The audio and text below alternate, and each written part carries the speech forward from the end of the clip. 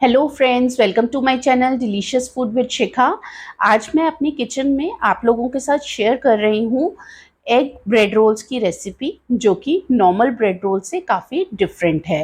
Please video को ज़रूर and तक देखिए ताकि आपको सभी टिप्स एंड ट्रिक्स पता लग जाएं कि जो मार्केट में रोल्स मिलते हैं उसकी जो आउटर लेयर है वो इतनी क्रिस्प कैसे होती है। तो वो तरीका आज मैं आप लोगों के साथ शेयर करूँगी। तो चलिए मेरी किचन में स्टार्ट करते हैं egg bread rolls. Egg bread rolls बनाने के लिए हमें सबसे पहले बॉइल्ड एग्स की ज़रूरत पड़ेगी। तो इसके लिए चलिए अंडे उबाल लेते हैं। हमें सबसे पहले एक बर्तन में पानी ले लेना है। इसके अंदर हम 3 अंडे डाल देंगे। पानी इतना लेना है कि अंडे जो हैं पूरे पानी के अंदर डिप हो जाने चाहिए। अब मीडियम फ्लेम पे इन एग्स को हमें अच्छे से बॉईल करना है और बॉईल करते हुए इसके अंदर हम 1 छोटा चम्मच नमक का डाल देंगे। नमक हमने इसलिए डाला है क्योंकि जब हम नमक डालते हैं और बाद में जब एग्स को बॉईल होने के बाद हम छील लेंगे तो एग्स का जो छिलका है वो बहुत इजीली स्मूथ तरीके से उतर जाता है।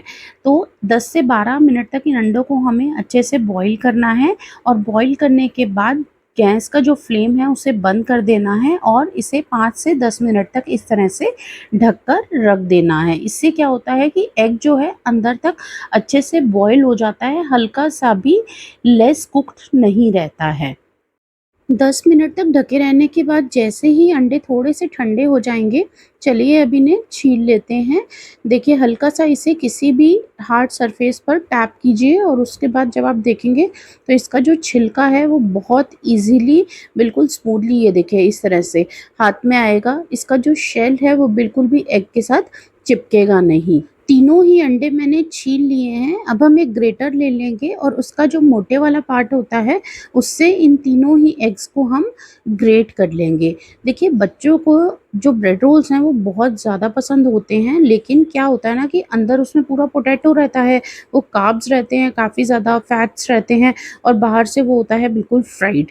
तो इसे थोड़ा-सा हेल्दी वर्ज़न देने के लिए बच्चे भी खुश रहें ताकि, और हम मदर्स भी खुश रहें, मैंने इसे एग के साथ बनाया है और ये अंदर से बहुत ही क्रीमी टेक्सचर देता है, तो बच्चे तो बहुत ही खुश होकर इसे खाते हैं। अब इसके बाद हम एक अदरक का छोटा-सा टुकड़ा ले लेंगे और उसे बिल्कुल बारीक-बारीक काटना है। ध्यान रखें कि अगर आप इसे थोड़ा मोटा काटेंगे तो बच्चों के मुँह में आएगा और वो इसे बिल्कुल पसंद नहीं करेंगे, इसलिए बारीक काटिए। साथ ही मैंने इसके अंदर बिल्कुल बारीक काट के शिमला मिर्च डाल दी हैं। आप जो चाहे मर्ज़ी वेजीज़ डाल सकते हैं और साथ ही मैंने इसके अंदर बिल्कुल बारीक काट के प्याज का भी डाल दिया है। देखिए वेजीज़ बहुत सारी आती हैं, कैरेट्स, कॉर्न्स, बीन्स, आप जो मर्ज़ी डालना चाहें डाल सकते हैं, लेकिन ध्यान रखें कि जो वेजीज़ हैं उसकी क्वांटिटी थोड़ी-सी कम रखें एग की कंपैरेटिवली, ताकि जो रोल्स हैं उसके अंदर एग का टेस्ट ज़्यादा एनहांस होना चाहिए वेजीज़ की बजाय। अगर आप वेजीज़ ज़्यादा डाल देंगे तो वेजीज़ का ही टेस्ट आएगा, एग का टेस्ट नहीं आएगा और वो एग ब्रेड रोल्स नहीं लगेंगे।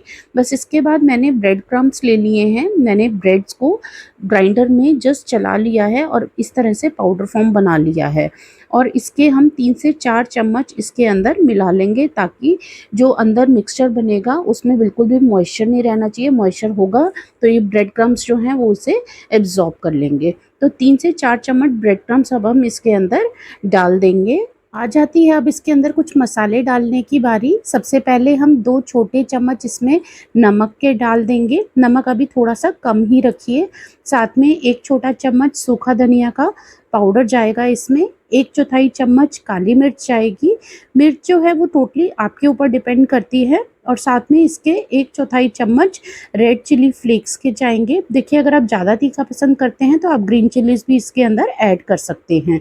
1 छोटा चम्मच मैंने गरम मसाला पाउडर डाला है, 1/4 चम्मच मैंने अमचूर पाउडर का डाला है और अब इसके अंदर एक तंदूरी सा बढ़िया-सा फ्लेवर देने के लिए मैं इसमें 2 चम्मच तंदूरी मेयोनीज़ के डाल दूँगी। देखिए मेयोनीज़ में भी सॉल्ट रहता है, तभी मैंने पहले ही बोला था कि सॉल्ट की क्वांटिटी है स्टार्टिंग में आप थोड़ी-सी कम ही रखिए और अब हाथों की हेल्प से इस पूरे मिक्सचर को हम बहुत अच्छे से मिक्स कर लेंगे ताकि मेयोनीज़ भी पूरे मिक्सचर में अच्छे से मिक्स हो जाए। लास्ट में एक बार आप टेस्ट करके देख लीजिए इस मिक्सचर को। अगर आपको लगता है कि आपके हिसाब से स्पाइसी थोड़ा कम है तो आप वो कर सकते हैं, बट मेनली जो ब्रेड रोल्स हैं वो बच्चों के लिए ही बनाए जाते हैं, तो मैंने उसी हिसाब से आपको बताया है। इसके बाद हम ब्रेड स्लाइसेस ले लेंगे और एक नाइफ की हेल्प से या फिर सिज़र की हेल्प से इस तरह से हम जो इसके कॉर्नर्स हैं वो निकाल लेंगे। ध्यान रखें कि बहुत ज़्यादा मोटा-मोटा नहीं काटना है, नहीं तो ब्रेड का जो साइज़ है वो कम हो जाएगा और इस तरह से बिल्कुल पतला-पतला आप इनको जो साइड्स हैं वो कट कर लेंगे और निकाल लेंगे। इस हिसाब से जितनी ब्रेड्स आपको चाहिए उतनी ब्रेड्स के आप चारों साइड से इस तरह से निकाल सकते हैं। कुछ लोग इनको यूज़ भी कर लेते हैं बट आप इसे निकाल दीजिए तो ज़्यादा परफेक्ट रोल्स बनते हैं। अब देखिए जो ये साइड्स निकली हैं, इन्हें हम फेंकेंगे नहीं, इन्हें हम इस तरह से ग्राइंड करेंगे एक ग्राइंडर में। और ये देखिए जैसे मैंने पहले ब्रेड क्रम्ब्स बनाए थे और स्टफिंग के अंदर डाले थे ना, और ये वही ब्रेड क्रम्ब्स इसके बन जाते हैं। आप इसे किसी भी बॉक्स में डाल के, किसी भी डब्बी में डाल के फ्रिज में स्टोर कर सकते हैं और जब भी ज़रूरत हो आपको आप इसे यूज़ कर सकते हैं। ये अब रोल्स बना लेते हैं, जिसके लिए मैंने पानी ले लिया है, ब्रेड्स ले ली हैं और स्टफिंग ले ली है। अब एक ब्रेड स्लाइस लेंगे, इसे हल्का सा पानी में डिप करेंगे। बस ध्यान रखना है कि कॉर्नर्स ज़रूर गीले होने चाहिए, कॉर्नर्स ड्राई नहीं रहने चाहिए। अब और हाथ से दबा के हमें इसका जो पानी है वो अच्छे से निकाल देना है, स्क्वीज़ कर देना है। इसके बाद एक स्पून की हेल्प से थोड़ी-थोड़ी स्टफिंग हम इसके अंदर डालते जाएँगे। स्टफिंग ध्यान रखिए कि बहुत ज़्यादा नहीं डालनी है, नहीं तो ब्रेड के अंदर पूरी नहीं आती है और फ्राई करते हुए ब्रेड जो है वो खुल जाती है। ध्यान रखेंगे पूरे हाथों की हेल्प से, सारी फिंगर्स की हेल्प से इस तरह से हमें इसे इतने अच्छे से फोल्ड करना है, इतने अच्छे से बाइंड करना है। मैंने जो आपको कहा था कि जो ब्रेड्स के कॉर्नर्स हैं वो ज़रूर गीले रहने चाहिए, उसका रीज़न यही है। अगर गीले होंगे तो वो एक दूसरे से बहुत अच्छे से चिपक जाएँगे, बाइंड हो जाएँगे। अगर जो कॉर्नर्स हैं वो ड्राई होंगे तो वो बिल्कुल भी नहीं चिपकेंगे और जब फ्राई करेंगे तो आपकी जो ब्रेड्स हैं वो पूरी खुल जाएँगी। तो इसीलिए ब्रेड को गीला होना भी बहुत ज़रूरी है और साथ में स्क्वीज़ करके अच्छे से पानी निकालना भी बहुत ज़रूरी है। देखिए मैं एक और ब्रेड को इस तरह से गीला कर लिया है और अब मैं इसके अंदर थोड़ी-सी स्टफिंग करूँगी और पूरे हाथ में आप ब्रेड को लीजिए ताकि ब्रेड टूटे नहीं, क्योंकि ब्रेड जो है वो गीली है। अब सारा फिंगर्स और हाथ की हेल्प से जो है मैं इसे देखिए इस तरह से अच्छे से बाइंड कर लूँगी। इसी तरह से हम एक-एक करके सभी ब्रेड्स को यूज़ करके इनके रोल्स प्रिपेयर करके रख लेंगे।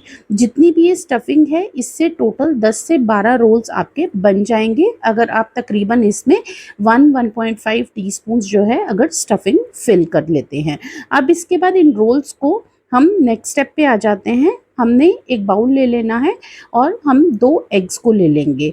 उस बाउल में हमें दोनों एग्स को फोड़ लेना है, दोनों एग्स को डाल लेना है। ऐसा नहीं है कि एग वाइट अलग करना है या एग योक अलग करना है, दोनों ही चीज़ें हमने इसके अंदर ले लेनी है। एक फ़ॉर्क की हेल्प से हमें इसे बहुत अच्छे से बीट कर लेना है और बीट करने के बाद इसके अंदर हम बिल्कुल पिंच जितना, ज़्यादा नहीं डालना है, बिल्कुल पिंच जितना जो है हम इसके अंदर सॉल्ट डाल देंगे। सॉल्ट को अच्छे से मिक्स करने के बाद हम ये बीटन एग्स ले लेंगे और इसके साथ हम लेंगे ब्रेड क्रम्ब्स और ये रोल्स। अब देखिए हमें क्या करना है कि एक रोल लेना है और इसको हमें एग के अंदर अच्छे से कोट करना है, मतलब एग वाला जो ये बीटन एग है इसके अंदर हमें डिप करना है। अगर आप फॉर्क से करना चाहते हैं तो आप फॉर्क से कर लीजिए, नहीं तो आप हाथों की हेल्प से भी कर सकते हैं। हाथों से ये होगा कि आपको उठाने में काफ़ी इजी रहेगा रोल को, बट बाद में हैंड्स को अच्छे से लेमन के साथ वॉश कर लीजिएगा, नहीं तो हैंड्स में से स्मेल आती है एग की। और इसके बाद हमें क्या करना है, ब्रेड क्रम्ब्स में इस तरह से कोट कर लेना है। बस ये ध्यान रखना है कि जो एग है वो ब्रेड क्रम्ब्स के अंदर मिक्स नहीं होना चाहिए। बस इस तरह से कोट करेंगे और हम इसे एक साइड में रख देंगे। इसी तरह से दूसरा रोल लेंगे, एग के अंदर डिप करेंगे और हम दूसरे हाथ से ब्रेड क्रम्ब्स के साथ इसे कोट कर लेंगे। देखिए जब हम इस तरह से एग में और उसके बाद ब्रेड क्रम्ब्स में कोट करते हैं तो जो रोल्स की आउटर लेयर है वो बहुत ही क्रिस्प बनती है, बहुत ही क्रंची बनती है। तो यही मैं आपको दिखाने के लिए कि अगर आप कोट नहीं करते हैं तो कैसा आएगा ब्रेड रोल और अगर आप कोट करते हैं तो कैसा बनेगा ब्रेड रोल। मैं कुछ ब्रेड रोल्स को बिना कोट करे हुए ही छोड़ रही हूँ और कुछ को मैं कोट कर रही हूँ ताकि मैं आपको बाद में दिखा सकूँ क्या है इन दोनों में डिफरेंस। इन रोल्स को हमें तकरीबन 1 घंटे तक फ्रिज में रख देना है ताकि जो इनकी आउटर लेयर है वो अच्छे से सेट हो जाए। 1 घंटे के बाद हमें ऑयल को गर्म कर लेना है अच्छे से और एक-एक करके इन रोल्स को इस ऑयल में डाल देना है। देखिए मैं आपको दोनों टाइप के रोल्स फ्राई करके दिखाऊंगी क्या डिफरेंस आएगा। शायद आपको वीडियो में ना पता चले कि क्या डिफरेंस आया है, इसलिए मैं आपको बता देती हूँ। जिस रोल के ऊपर हम कोटिंग करते हैं ना, वो वाला जो रोल है वो कंपैरेटिवली ऑयल को कम एब्जॉर्ब करेगा। अगर आप खाली ब्रेड वाले रोल को फ्राई करते हैं तो वो थोड़ा सा ऑयल जो है दूसरे वाले की बजाय ज़्यादा एब्जॉर्ब करेगा, और जो कोटिंग वाला रोल है उसकी जो आउटर लेयर है वो ज़्यादा क्रिस्प भी बनेगी और देखने में भी ज़्यादा सुंदर लगेगी। बाकी आप दोनों तरीके के ट्राई कर सकते हैं और आप अपनी चॉइस से बना सकते हैं कि आपको क्या पसंद आया है, इसीलिए मैंने आपको दोनों ही मेथड्स बता दिए हैं। बस इस चीज़ का ध्यान रखिएगा कि इनकी जो रोल्स की बाइंडिंग है वो बहुत अच्छे से होनी चाहिए, ताकि रोल्स जो हैं ऑयल में जाके खुले नहीं और वो पूरा ऑयल जो रोल जो है वो आपका स्पॉइल नहीं होना चाहिए। इसी सेम प्रोसेस से सभी रोल्स को क्रिस्प होने तक फ्राई कर लीजिए। देखिए ये बहुत अच्छा ऑप्शन है बच्चों के लिए, जब बच्चे छुट्टी वाले दिन डिमांड करते हैं कि कुछ आज डिफरेंट खाना है, तो मार्केट से लेने की बजाय आप इस तरह से भी बच्चों को रोल्स बनाकर दे सकते हैं। कमेंट सेक्शन में ज़रूर बताइएगा कि अगर आपने दोनों ही टाइप से रोल्स को ट्राई किया है तो कौन से ज़्यादा अच्छे बने हैं, कोटिंग वाले या बिना कोटिंग वाले। और हाँ, अपने फ्रेंड्स के साथ जिन्हें एग्स बहुत पसंद है उनके साथ ये रेसिपी शेयर करना बिल्कुल नहीं भूलिएगा। तो कैसी लगी आप लोगों को ये एग की बिल्कुल डिफरेंट सी रेसिपी, मुझे ज़रूर बताइएगा। Stay connected with delicious food with Shikha.